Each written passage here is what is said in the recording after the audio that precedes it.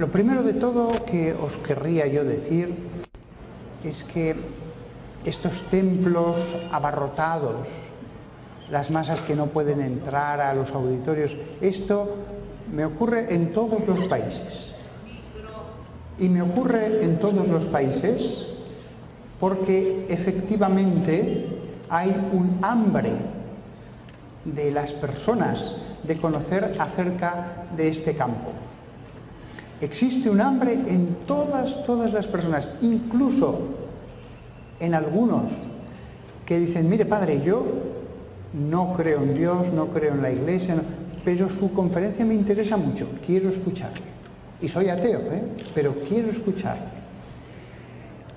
Santo Tomás de Aquino, en la Suma Teológica, una de las cosas que dice es que la curiosidad, la curiositas, que es una pasión, no es mala. Todo intelecto busca conocer. Y cuanto más extraña es una cosa, más sentimos esa inclinación por conocerla. Cuanto más inusual, cuanto más rara, aunque sea menos noble, nuestro apetito cognoscitivo busca conocerla. Por eso, el interés por saber cosas de este tipo no es algo malo. No es algo malo, ni nadie tiene que sentirse culpable, ni tampoco los sacerdotes deben decir a los fieles, esa curiosidad tuya es una cosa mala. No. Sean monjes de un monasterio, sean personas de otras religiones, este tema hay que reconocerlo, es interesante. Y yo siempre les digo a los sacerdotes, o vosotros les explicáis lo que Dios nos ha dicho acerca de estos temas en su palabra, o ellos buscarán satisfacer esa curiosidad a quien les diga algo. Así que vamos a hablar del mal y del mal demoníaco, pero es el mal, el conocimiento del mal, lo que nos va a llevar al bien. Hay un buen conocimiento del mal, lo mismo que puede haber un mal conocimiento del bien. Alguien puede enseñar la historia de la Iglesia, que es una historia de luz, de buenas obras, de tantas cosas heroicas. Alguien las puede explicar de forma que uno coja aversión a la Iglesia, a los sacramentos e incluso a Dios, a través de la historia de la Iglesia. Es el mal conocimiento del bien. Un ejemplo es ese. Si el mal se conoce bien, el conocimiento del mal lleva a Dios. Por eso, en la Escritura está el mal. Por eso hasta los judíos decían, hay una expresión que a mí me encanta, la parte oscura de la Torá. En ese libro de luz, en ese libro luminoso que lleva a los hombres hacia Dios, que es la gran explicación de lo que es Dios, la Biblia. En esa Biblia que es la gran explicación que Dios da de sí mismo, pulula el Leviatán, el Behemoth, Rahab, los Seirim en el Antiguo Testamento, el diablo en los Evangelios, ya no digamos en el Apocalipsis, y también menciones en tantos lugares de las cartas de San Pablo. En las catedrales, aunque Cristo esté en el centro del tímpano de entrada y el altar en el centro del presbiterio, también hay lugar para las gárgolas, también hay demonios que pueblan los capiteles. Hay un buen conocimiento del mal. Dios todo lo hace bien. Dios todo lo hace bien.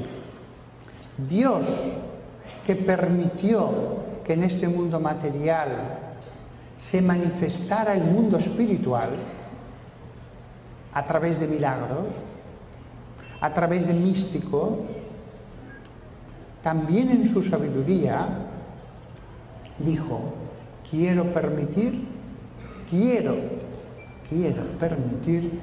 que el mundo demoníaco se pueda manifestar. Dios podía perfectísimamente haber dicho: el mundo demoníaco no se puede manifestar en el cosmos material.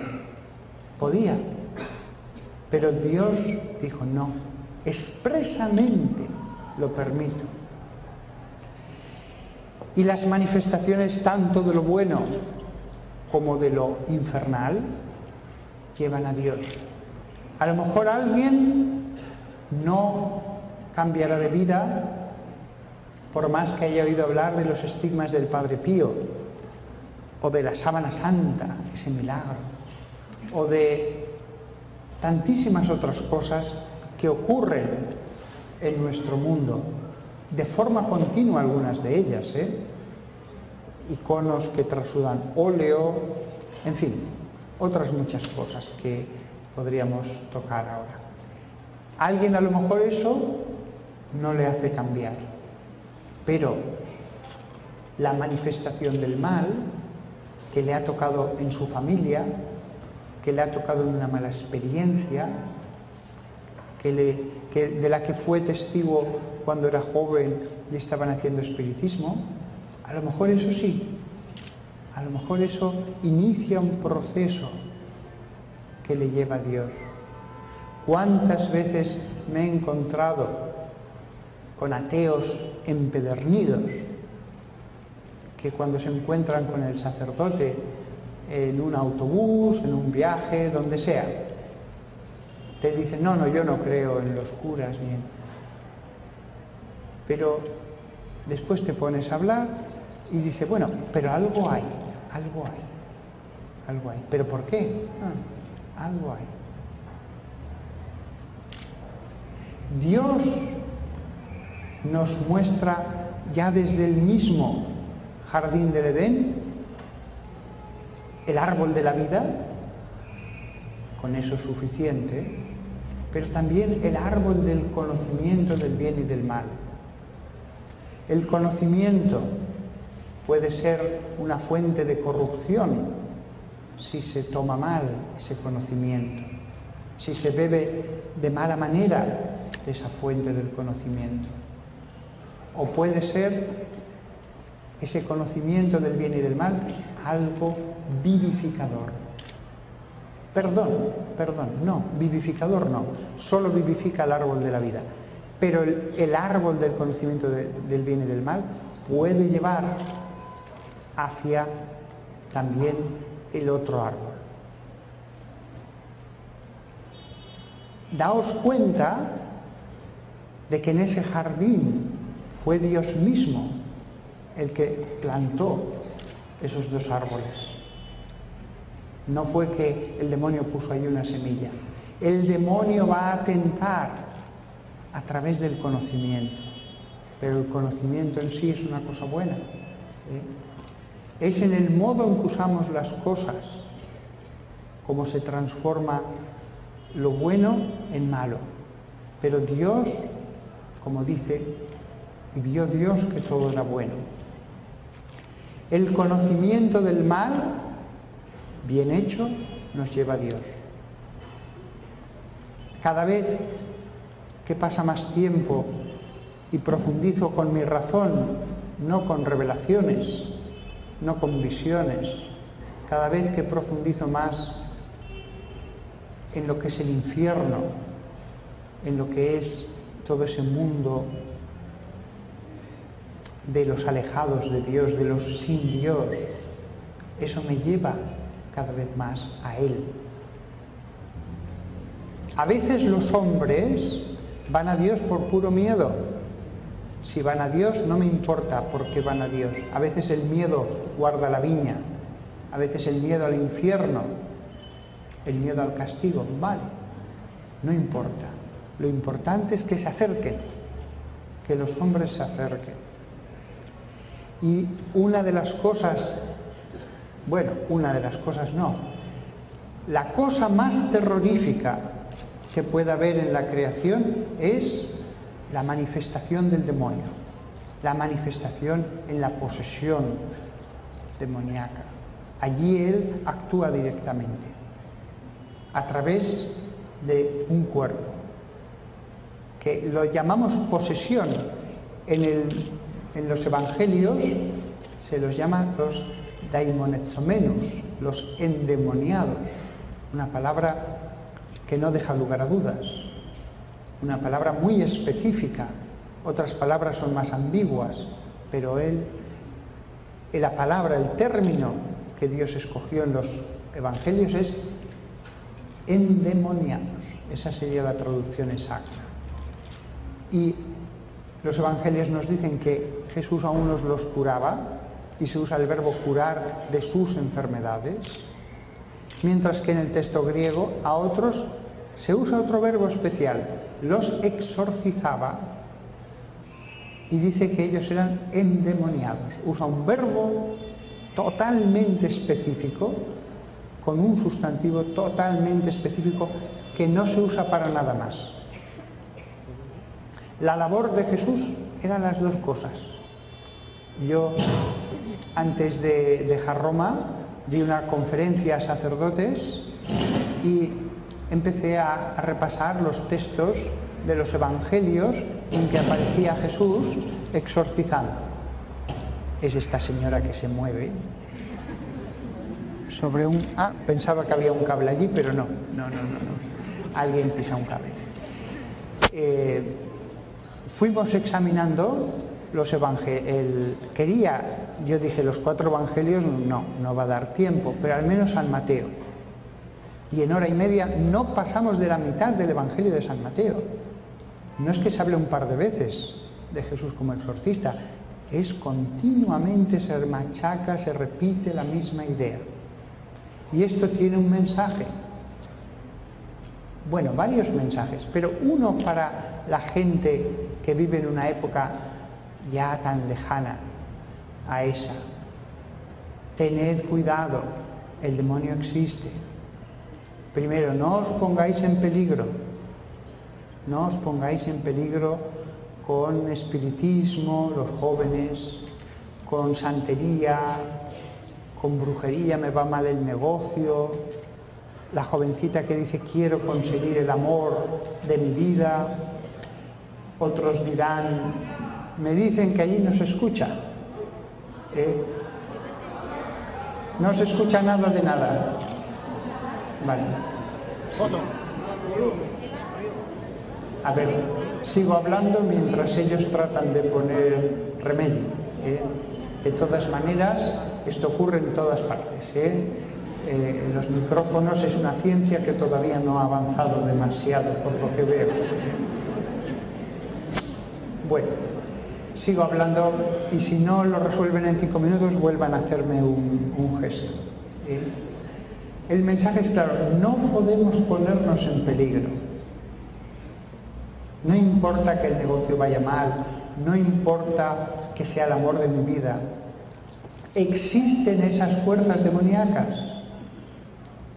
Cuando uno va a un brujo, a una persona de ese tipo, está uno metiendo la mano a través de una barrera que Dios ha puesto. Dios ha puesto una barrera primero entre el más allá y el mundo.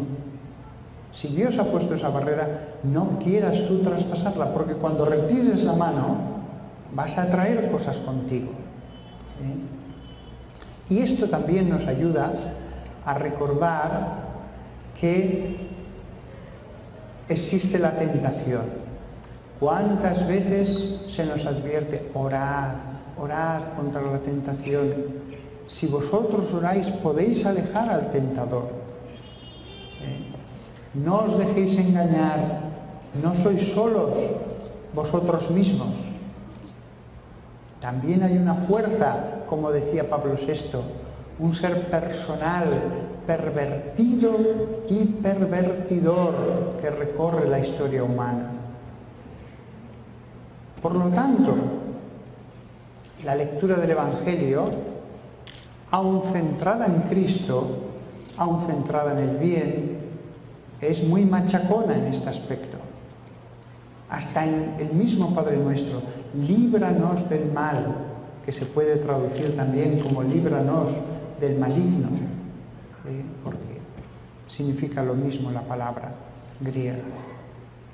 Por lo tanto, la primera conclusión es esa. Segundo, no tengáis miedo, muchas gracias, a los maleficios. La gente o no cree en el demonio, o dice solo existe la materia, o por el otro lado peca de credulidad y entonces ve demonios por todas partes, entonces cree, ay, este me tiene manía, me ha hecho algo. ¿Cuántas personas que deberían estar tranquilas en la fe en Jesús comienzan a obsesionarse y a vivir bajo la opresión mental de un proceso que cada vez es más obsesivo? Me han hecho algo, hay cada vez más sospechas, todo puede ser objeto de maleficio, causa de maleficio. Ya cualquier cosa que me pasa es el demonio. Yo en plan de broma digo que en el juicio final el demonio dirá, me echaban la culpa de todo. Que se les moría una gallina, el demonio. Se me han perdido las llaves, ¿dónde me habrá metido las llaves el demonio? La suegra ya no digamos. Lo digo en broma, pero lo digo en serio.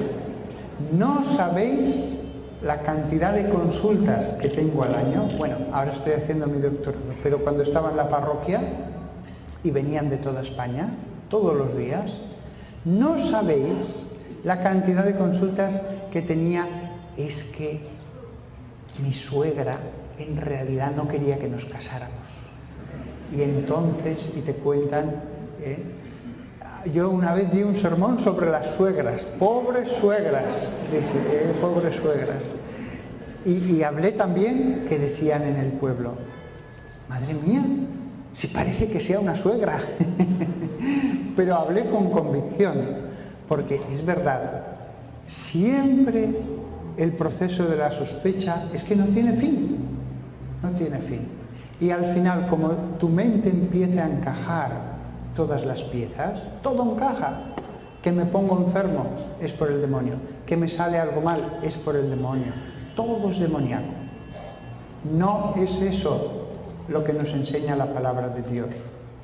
La palabra de Dios nos dice con claridad que sí, existen los demonios, que sí, que tenemos que pedir protección, pero nuestra fe es una fe que nos tiene que llevar a no tener temor.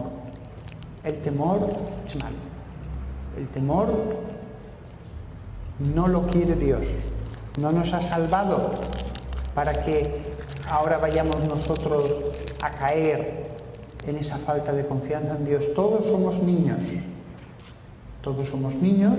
Todos necesitamos ayuda, no podemos nada. El demonio, por supuesto, que nos podría destruir, barrer auténticamente si se le dejara suelto. Pero la palabra de Dios es clara. Ni siquiera podemos ser tentados más allá de nuestras posibilidades. Es decir, hasta la labor ordinaria de la tentación tiene los límites de Dios. Yo siempre aconsejo a los sacerdotes, de todas maneras, ya dado que aquí pues hay un buen número, yo siempre aconsejo que todos los casos de gente que se queje de algo extraordinario, demoníaco, al exorcista. Porque el exorcista tendrá experiencia, el exorcista conocerá ya ese mundo y podrá dar los consejos adecuados. Pero, al mismo tiempo que siempre aconsejo enviar los casos al exorcista, que es el que podrá discernir de verdad, al mismo tiempo, a los párrocos, yo les digo, tenéis que quitar el miedo a la gente, ese miedo al maleficio, ese miedo al demonio, esa necesidad de protegerse y volverse a proteger y protegerse y más sacramentales y más sacramentales. No hay nada malo en usar los sacramentales. Cuanto más uséis bien un sacramental, mejor, mejor. Por ejemplo, que uno tiene un icono muy bonito en su casa y está bendecido y uno se da cuenta de que una vez bendecido por un sacerdote, eso es una cosa que está, digámoslo así, como consagrada a Dios, porque el mismo signo es un signo de lo divino. Pues no pasa nada que, como los ortodoxos, uno lo bese 37 veces, uno lo venere. No hay nada malo en eso. No hay nada malo en el agua bendita, en santiguarnos, si queremos incluso adentrar cada vez en casa. Ni siquiera hay nada malo, con ánimo tranquilo y sereno, en decir, quiero que se alejen los demonios de esta casa, donde está mi familia, mis hijos. Echaré un poco de agua bendita por las habitaciones para pedir a Dios que no entren en este lugar y nos tienten. En eso no hay nada malo. Las mismas cosas hechas con serenidad y en su medida no tienen nada malo. No hay límite, podéis usarlo todo lo que queráis, pero bien. Sin embargo, aun lo poco usado mal, usado como si fuera una magia, entonces es malo. Hay gente que es como si quisiera hacer magia con cosas cristianas. Por ejemplo, me vienen con agua a la parroquia y me dice, padre, exorcíceme el agua. Y yo siempre les digo lo mismo, no, yo la bendigo. No, exorcícemela. Pero mira, te explico, y le explico la diferencia entre el agua bendecida, que el sacerdote invoca el poder de la Iglesia para que ese signo sea portador de una eficiencia misteriosa y espiritual. El agua exorcizada simplemente es un agua en la que de forma expresa menciono que tenga un poder sobre el demonio. Eso es todo.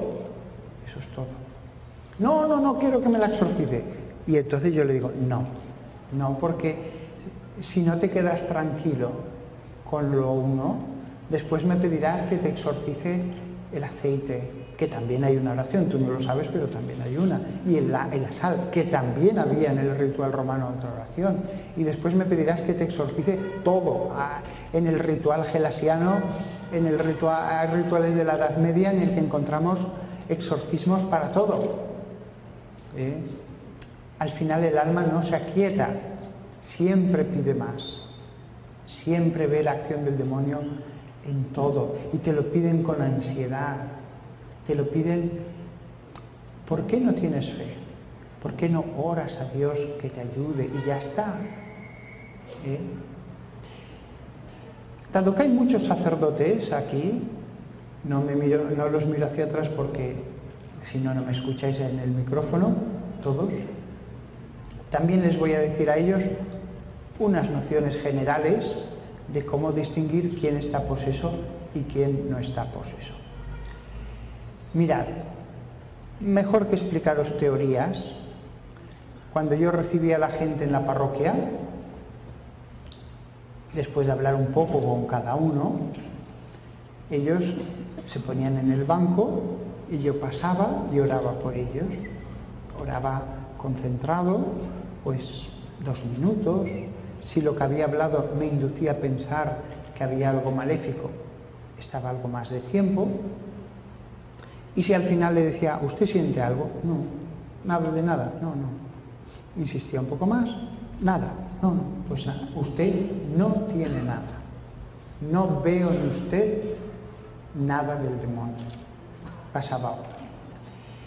Y después de bastantes personas, Sí que había alguno que cuando lo bendecías concentradamente, con tiempo, en un contexto de oración, alguno sí que empezaba o a temblarle las manos o decía, siento un dolor tremendo aquí desde que ha empezado a orar, o sentía ganas de escupir una baba densa, o sentía como un aro que le oprimía la cabeza, o sentía arcadas ganas de vomitar. Eso no es lógico. Por el mero hecho de orar, alguien no tiene que tener esas manifestaciones. Esas son las influencias, porque podías orar y orar rato, pero no pasaba de allí. Sin embargo, de cada muchas personas con influencias, sí que había alguna, pero esto eran pocas, que cuando orabas caían al suelo, se revolvían, gritaban, hablaban con una voz ronca contra Dios, blasfemias. Eso ya es la posesión. Eso ya es la posesión. Lo mismo que se describe en el episodio de la sinagoga de Cafarnaúm, que es lo que acabo de decir. Eso lo vemos en nuestra época. Las palabras del Evangelio las vemos en nuestra época. Fijaos que Jesús exorcizaba, pero no siempre se dice que exorcizaba endemoniados. También se habla de que exorcizaba a personas que tenían espíritus inmundos. También se habla de que exorcizaba, que liberaba a personas oprimidas por el diablo. No todo lo que hacía era solo con posesos, no. Había una gama amplia, posesión poca, entonces y ahora. De hecho, si vosotros miráis los textos del Evangelio, veréis que suele ser más frecuente eso, el que liberaba a los oprimidos del demonio. Y solamente hay un cierto número de auténticas y verdaderas posesiones. Alguna extraordinaria, muy extraordinaria, como el caso de los endemoniados de Gerasa. Hecho que les impactó tanto que lo relataron con mucho detalle. Pero fue un caso muy excepcional. Después había posesiones y lo que era más frecuente era simplemente lo otro, las personas oprimidas por el diablo, pero que requerían de exorcismo, que requerían de liberación. Como vemos, la mayor parte de la gente no requiere exorcismo. La mayor parte de la gente no está posesa. Y esto es un fenómeno extraño. El demonio lo que puede hacer de forma ordinaria es tentar. Lo otro es acción extraordinaria, muy inusual. Lo más normal es que no veáis un poseído en toda vuestra vida. Nunca. Que os muráis de viejos, es más fácil que os caiga un rayo en la cabeza, o que muráis en un incendio, que seáis poseídos. Mucha gente me dice, ¿cómo puedo saber si estoy poseído? Tranquilo, tranquilo. Es algo muy raro. Ahora bien, ¿por qué aparecen tantos casos de poseídos y de oprimidos por el demonio en los evangelios? Porque él, cuando iba andando, la gente sabía por dónde iba andando. Mira, está en la zona de Samaria, y las masas iban a verle y le llevaban los casos. No es que en cada población hubieran varios poseídos, 2 o 3, no. Lo que sucedía es que acudían a él. Si alguien viniera a mi parroquia, dirían, madre mía, pero todos los días viene gente. Sí, pero es que somos 45 millones de personas. No saques la conclusión de que esto es el pan nuestro de cada día. Hay muchos millones y aquí se concentran. Si contamos a todos los que se ponen en peligro con sectas satánicas, con nueva era, con tal, aún me parecen pocos. aún me parecen pocos. Y si yo, con permiso de mi obispo, di entrevistas y salí en los medios, era porque la gente tenía que saber a dónde dirigirse. Tenía. Yo lo siento un poco por los que estén en esta diócesis, la jerarquía, porque claro, después de dar conferencias siempre pasa lo mismo. Una avalancha tremenda de casos. Pero ya estaban. Lo que pasa es que no sabían a qué puerta llamar. No sabían a qué puerta llamar y por fin, cuando desde la Iglesia se dice sí, venid a nosotros, vienen lo que se ha acumulado en muchos años. Pero este es un ministerio que yo a los sacerdotes os lo digo, es una maravilla, porque se ve el poder de Dios, porque la gente se acerca a Dios, se convierte, la familia entera se convierte. Y después yo, a todos los que me decían, padre, ¿puedo ir a ver algún exorcismo? Sí, vente. Te sientas en un banco, miras y saca tus conclusiones. La cantidad de gente que pasó y el bien que les hizo. Desde catedráticos hasta estudiantes, todos. Y era una cosa natural en la parroquia. Todo el mundo la sabía. Todo el mundo. Hasta los monaguillos sabían que, sí, después de la misa están allí esos posesos. Ellos no tendrán ya miedo al demonio.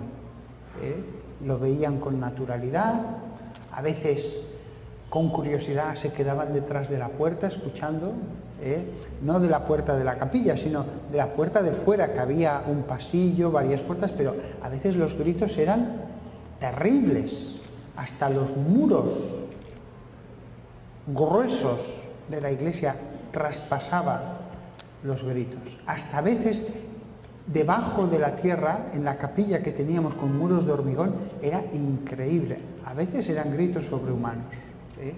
Pero era el único lugar de España en que, aunque hubiera esos gritos desgarradores, la policía no aparecía.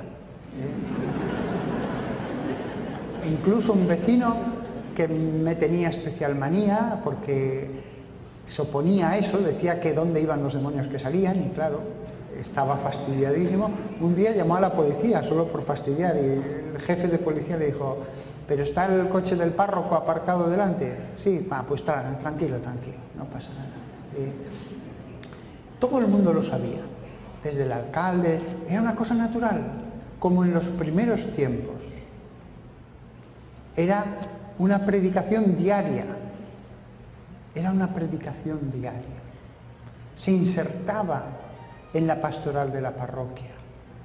Todos tampoco, pero muchos fieles participaban de este ministerio apoyando con rosarios, con oraciones. Por supuesto que siempre había una parte que decían: ¿y por qué en mi parroquia? Y siempre había, recuerdo, un fiel que era abogado que decía: sí, pero a mí lo que me preocupa es cuando salen, ¿dónde se quedan?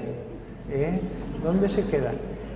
Y sí, siempre había algún que otro fiel, pero eso le pasaba a Jesús también, que siempre sí, pero en otro lado.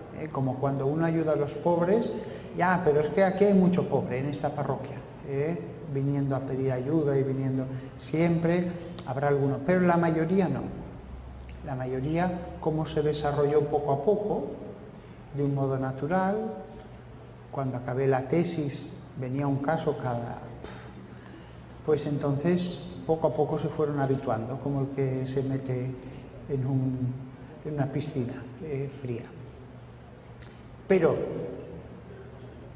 vimos claramente en la parroquia tanto la rabia del demonio, alguna vez, yo recuerdo que, pero es curioso, no fue por los exorcismos, fue porque pusimos la adoración al Santísimo Sacramento todo el día. Y un día, como el que coge una maza de picapedrero y da con toda la fuerza en un banco, se oyó un estruendo que nos quedamos. Yo le dije: ¿pero lo ha oído usted? Sí. No sé cómo un banco de madera no se quebró.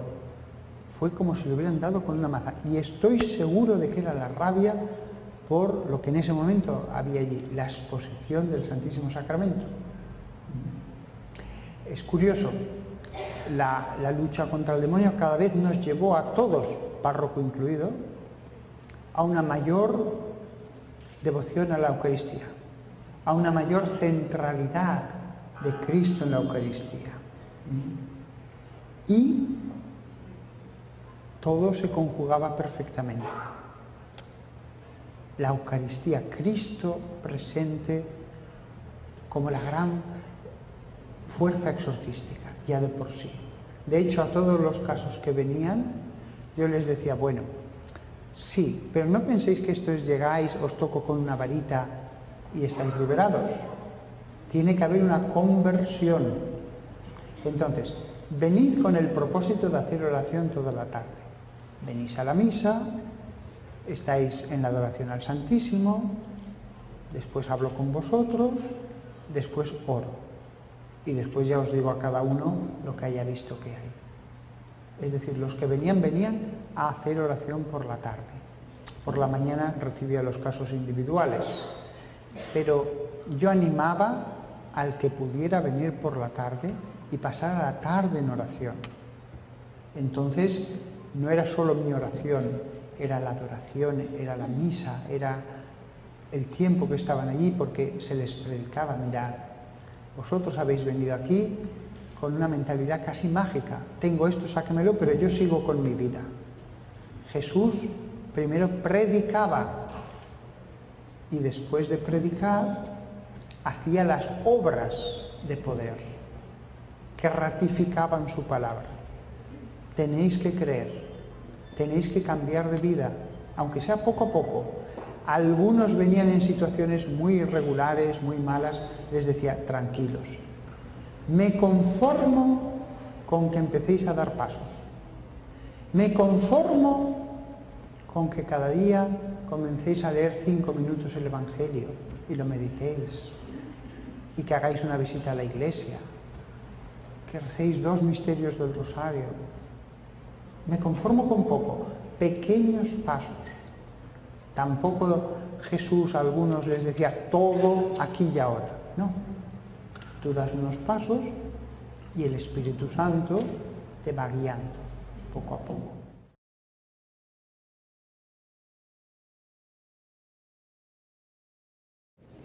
¿Cómo me doy cuenta de que hay fuego en una casa? Por el humo. Yo nunca he visto un demonio. Nunca, no sé cómo no me he sugestionado para no verlo, porque todo el día estoy hablando de estos temas, nunca lo he visto. Ni siquiera sueño con ellos ni nada. Yo lo que veo es el poseso. Y la razón me dice, aquí lo razonable es pensar que esta persona tiene un espíritu. ¿Cómo sé que yo tengo algo de esto? Por los signos. Pero para pensar que dentro de mí hay una influencia extraordinaria, tengo que ver signos extraordinarios. Tranquilos ustedes, es algo raro. Lo voy a poner un poco al extremo. Si ustedes no entran en trance, si ustedes no hablan con una voz ronca, si ustedes no se ponen a vomitar al entrar en una iglesia, etc., en principio no tienen nada. Es verdad que...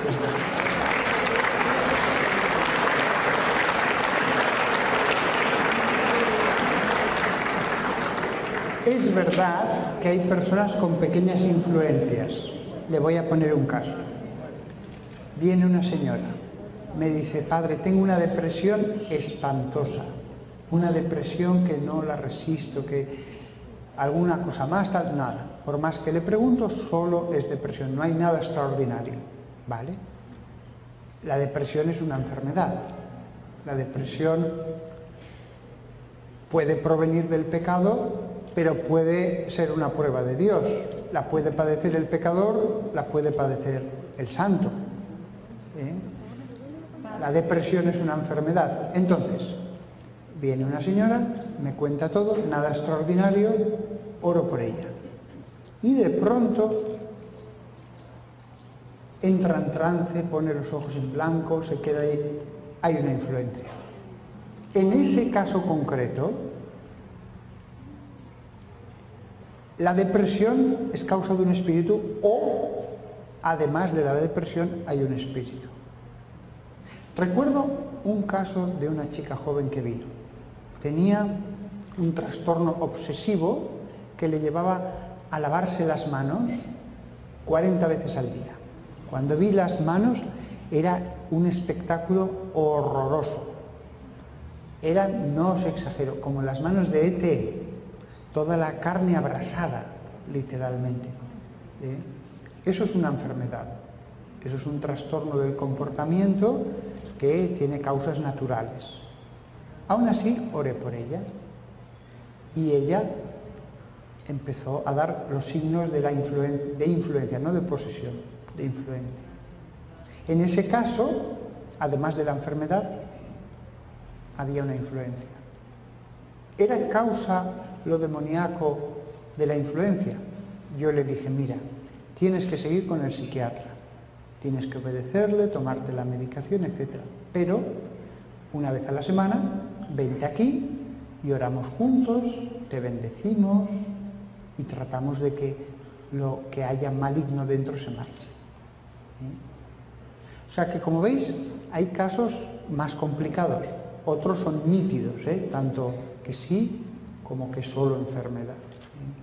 Pero me ha hecho usted una pregunta más interesante, el limbo. El limbo. Bueno, el limbo nunca fue parte de la fe de la Iglesia, nunca. La Iglesia, los teólogos se preguntaban ¿qué sucede con los niños sin bautizar?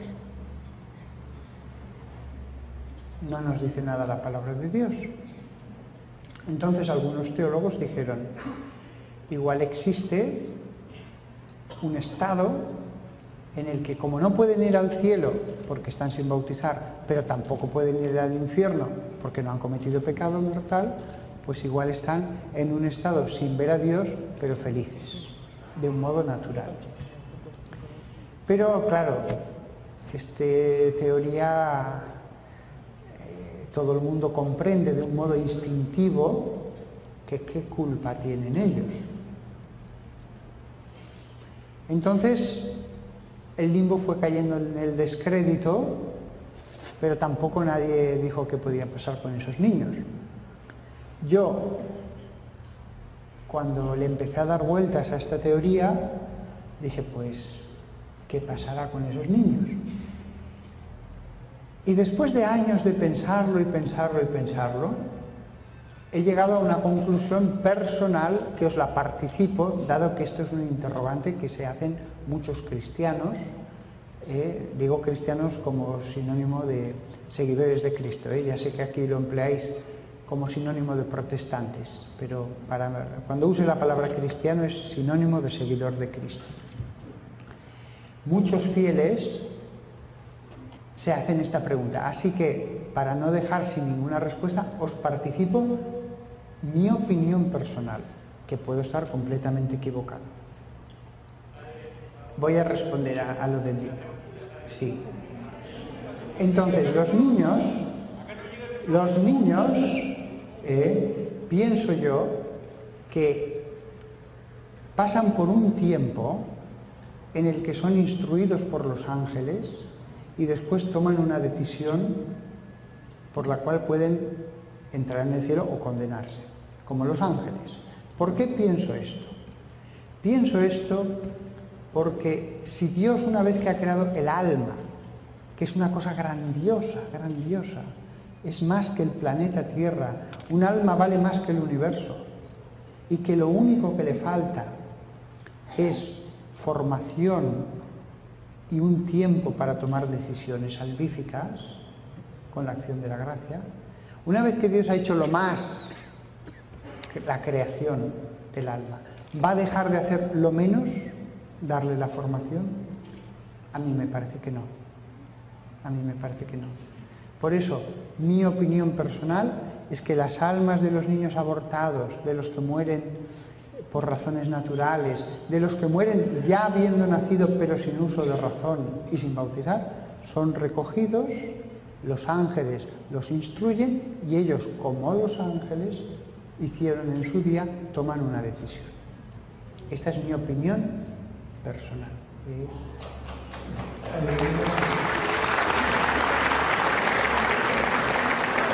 Muchos me dicen, estamos en el fin del mundo cerca, viene el Apocalipsis. Primero contesto a esta pregunta y después ya me centro en tu pregunta específica. Pero es que he pensado que esto siempre es una curiosidad que tienen muchos, sobre todo porque corren muchos emails, revelaciones supuestas, etcétera, sobre este tema. Pues mirad, yo que he estudiado el Apocalipsis de forma especial, porque, bueno, entre las cosas que he escrito ha sido sobre el Apocalipsis, después de estudiarlo mucho y muchos años, una cosa os puedo asegurar. Hoy día no se ve ninguna señal de las que da el Apocalipsis. El Apocalipsis, Dios nos ha dado señales para conocer el fin del mundo porque quería advertirnos. Por eso nos da los signos del fin del mundo. Pero yo no veo en nuestra época ningún signo, ninguno. Honestamente, esto es así. Porque los signos que se dan en el último libro de la Biblia, libro de profecías, son signos claros. Por eso son signos. Si el signo fuera, habrá mal en el mundo, eso no es un signo. Pero habla de astros que caen. Habla de hambre, pero siempre ha habido hambre. Luego, el hambre terrible de la que se habla en el Apocalipsis tiene que ser un signo. De hecho, en un versículo se dice, el hambre, la guerra y las bestias mataron a una tercera parte de la humanidad. Luego, después está el anticristo, después está muchas cosas que no es el momento ahora de estudiarlas.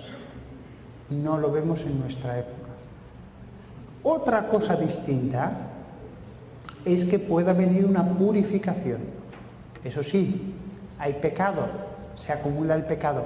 Y si algo nos enseña no solo la Biblia, sino incluso la Virgen en Fátima, esta guerra va a acabar, pero si los hombres no dejan de ofender a mi hijo, vendrá una guerra peor, dijo en la Primera Guerra Mundial. Si algo nos enseña los santos, una Santa Catalina de Siena, es que cuando se acumula mucho pecado, la pedagogía de Dios a veces, si con el amor no, a través de la purificación los hombres vuelven a Dios. Ahora hay mucho pecado. ¿Creo que puede venir una purificación? Sí. Una purificación por medios naturales. Es decir, Dios dice, os habéis alejado de mí. Vais a ver los frutos que producen vuestras obras. Vais a ver lo que podéis vosotros abandonados a vosotros mismos. ¿Creéis que sois dioses?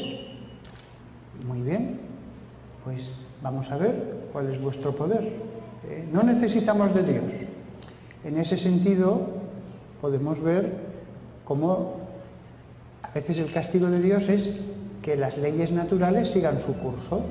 Sean sequías, sean pestes, sean tantas cosas que Él podría detener, pero que permite a veces por un buen fin.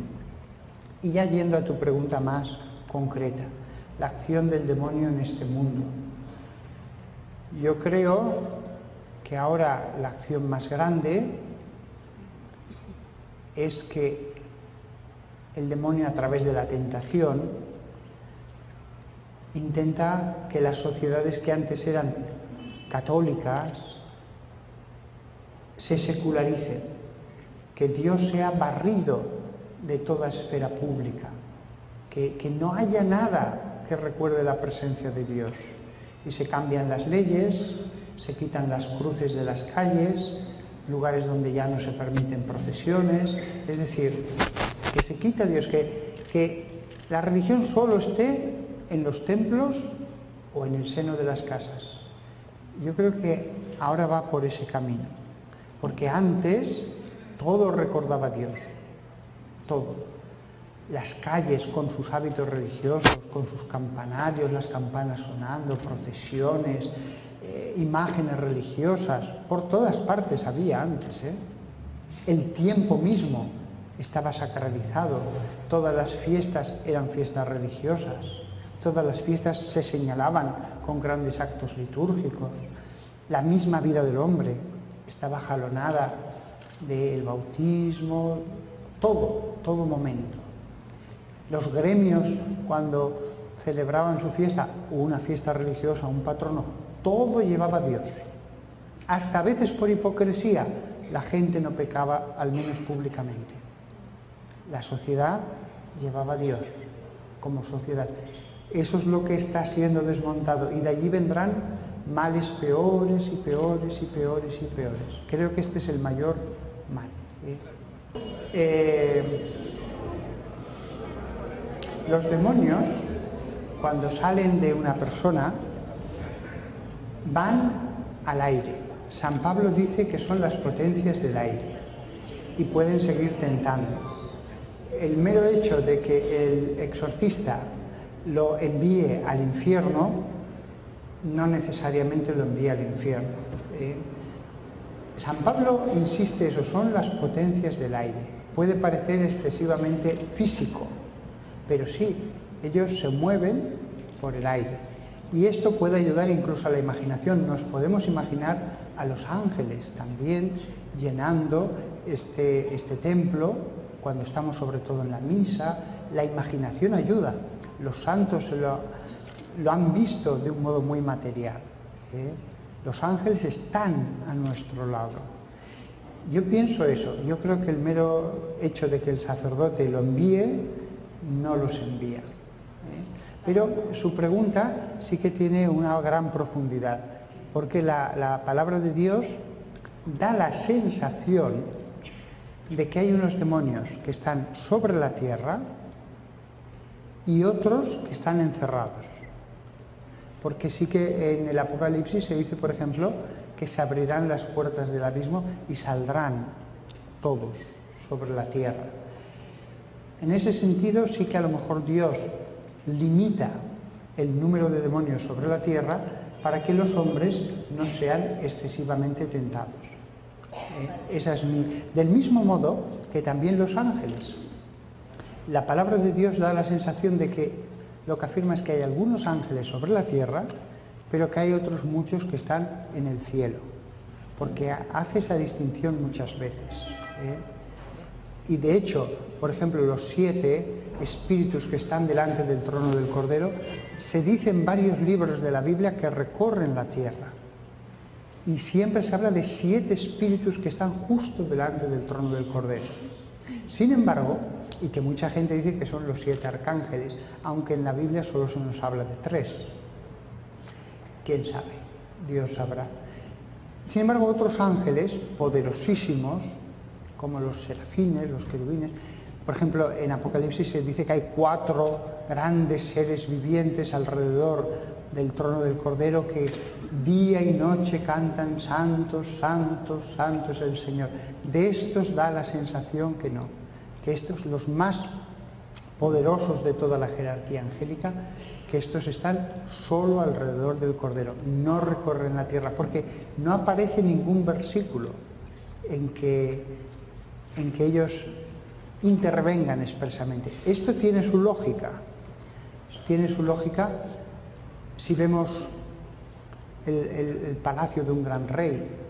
Hay servidores que son del palacio y otros que sí que son enviados, pero hay otros que solo son del palacio. Incluso en la iglesia hay personajes curiales que solo están alrededor del Papa y otros son los que son enviados.